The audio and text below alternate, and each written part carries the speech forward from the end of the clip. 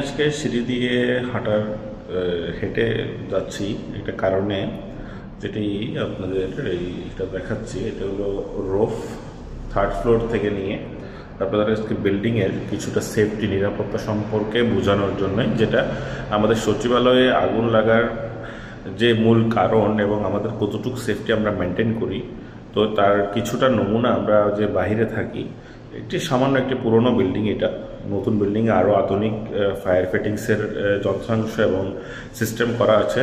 তো দেখে নিই আমরা এই যে পুরনো বিল্ডিংয়ে কীরূপ ওরা মেনটেন করছে ফায়ার সিস্টেমগুলো।